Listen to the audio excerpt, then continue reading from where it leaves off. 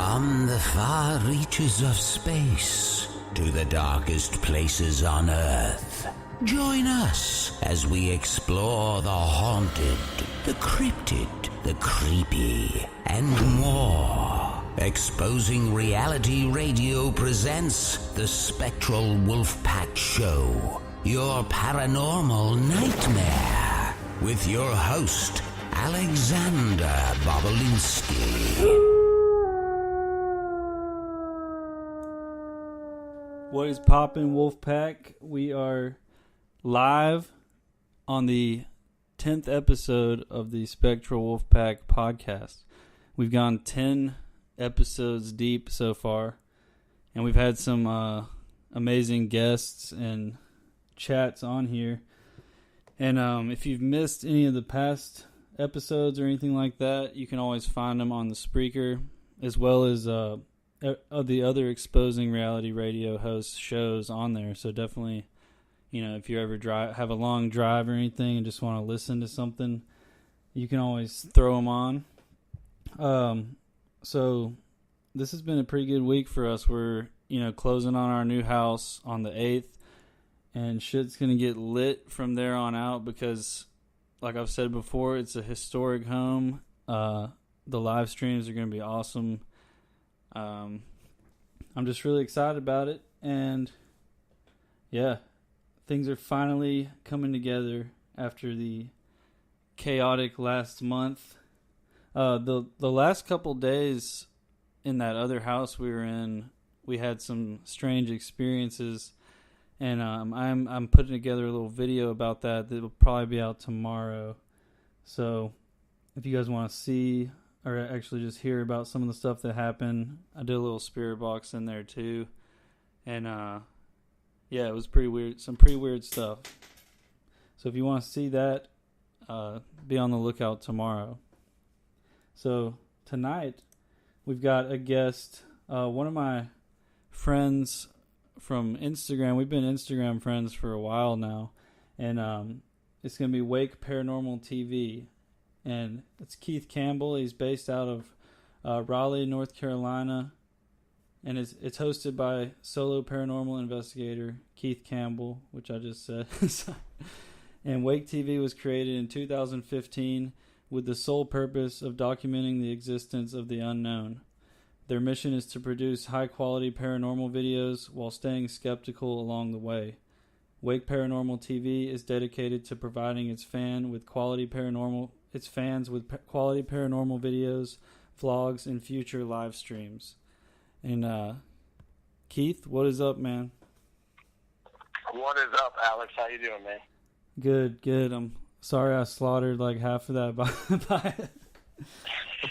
That's all good, man. How you doing tonight, man? You doing good? Yeah, I'm doing good. Just getting everything finished up for this house on Friday, getting ready to move in and everything, and get back to working on videos a lot more, because it's been hard to balance it all. Congratulations for that house. That video you put up last week, giving the little house tour, man. I got chills looking at that house. I was so jealous. Dude, you could tell that it's a nice old historic home with a lot of history to it, and like you said, the live streams and the future episodes out of that house are going to be epic, man. I can't wait. Yeah, dude. I don't even think I showed the basement, in that it's like a small little, like, super creepy basement though. But I want to try and get like a coffin or something for the basement. Oh, that's so awesome, man. Oh, I'm jealous, man. But yeah, we searched far and wide and just like somehow got lucky and found this one, and it's like perfect. But that is sweet, man. So you're based out of North Carolina, but are you living in North Carolina right now? Yes, sir. Yeah, I'm originally from New York City. Yeah. I grew up in Queens, New York, and in 2011 we decided to change it up a little bit. We relocated to Cary, North Carolina. Nice. And been here ever since. We love it. We ended up buying a house here in Apex, downtown Apex, which a lot of these homes here were built in the late 1800s, early 1900s. So there are so many old historic homes here, old historic cemeteries. There's so much exploration to do. That's why one of the reasons I love it here too. I love North Carolina. I lived in Asheville for only about 2 years, but you know, they have the Riverside Cemetery and even a legend about a siren in the French Broad River there, which I thought was pretty cool. Yeah, that's awesome. Yeah, we have this one cemetery in downtown Cary, the Hillcrest Cemetery, and the legend is that it's haunted by what's known as the farmer. And he's always seen by the largest tree in the cemetery, and usually only comes out when there's a funeral. I've been there about 3 or 4 times, and the interesting thing is, two out of the 4 or 5 times I've been there, my obulus said the word farmer. Wow. Which I thought was awesome. It's never said farmer anywhere else except that location. Yeah. So I thought that was pretty wild. I don't think I've ever seen mine say farmer. No. And the other interesting thing is it said the word bacon every single time I was out there. Whoa. And the first time I kind of made a joke about it. I was like, bacon? I was like, yeah, everyone loves bacon.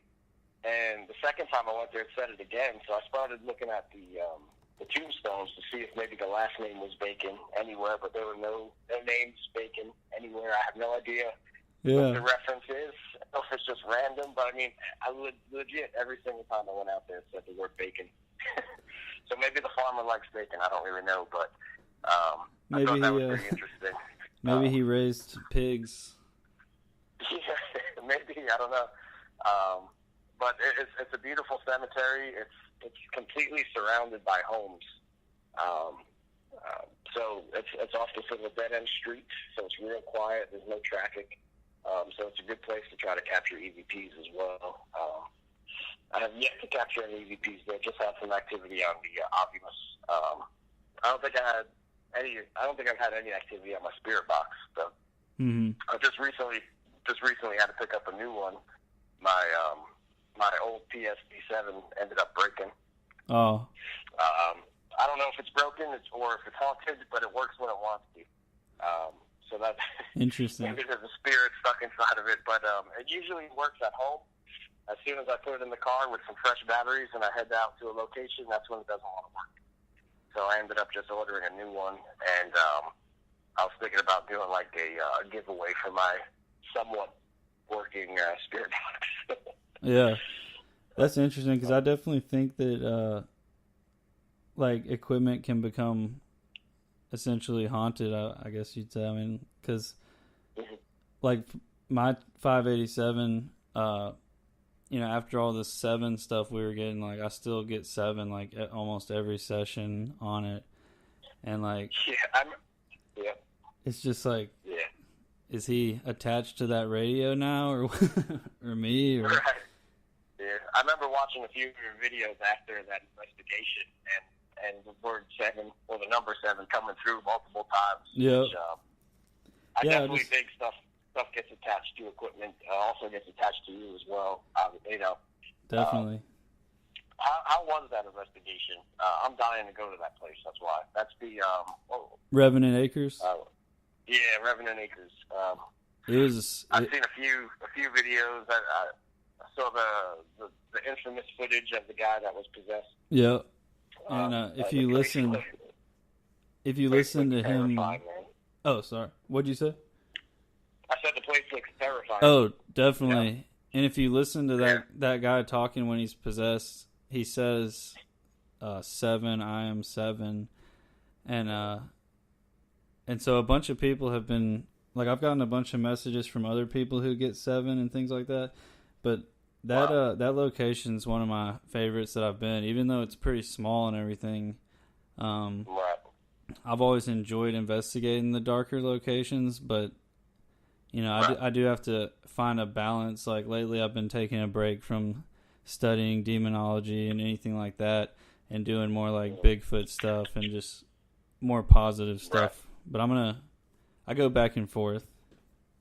Yeah, I hear that. That's one of the reasons I had to take a break.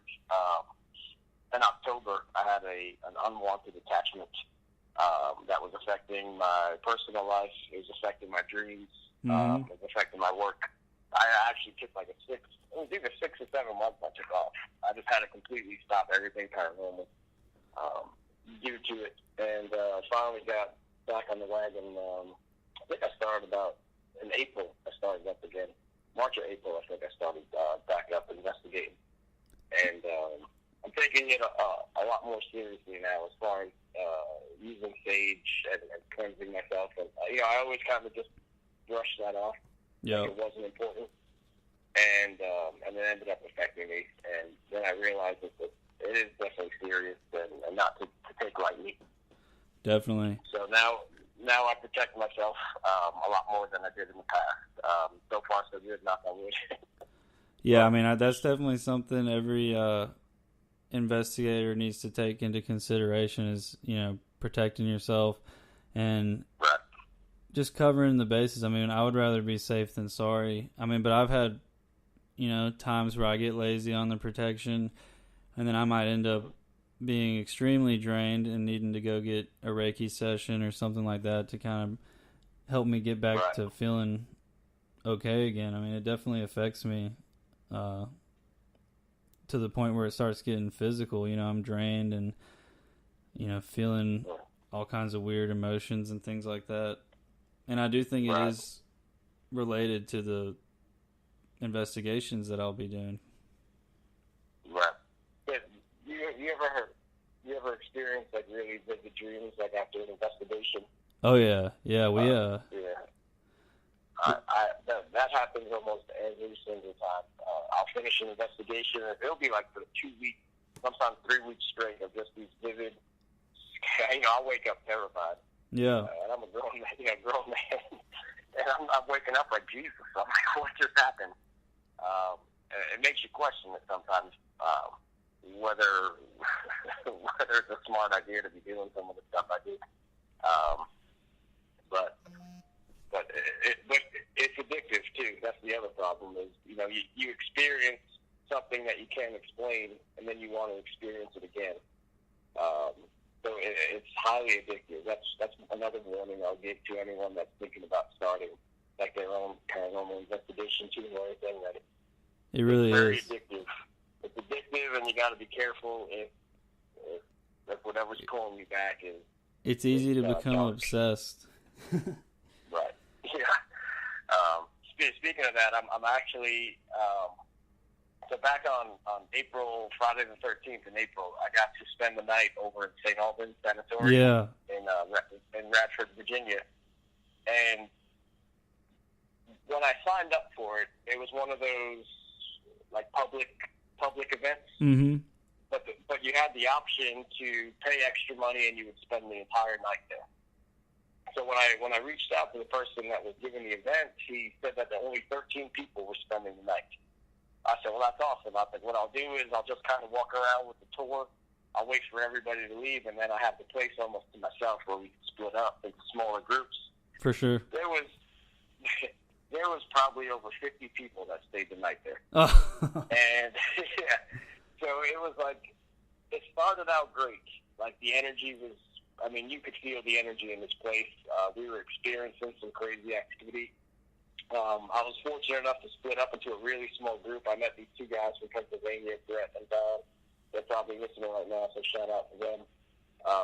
So I kind of asked them if I could tag along with them, and the three of us just kind of hung out together. And we had a really good time, a lot of good experiences.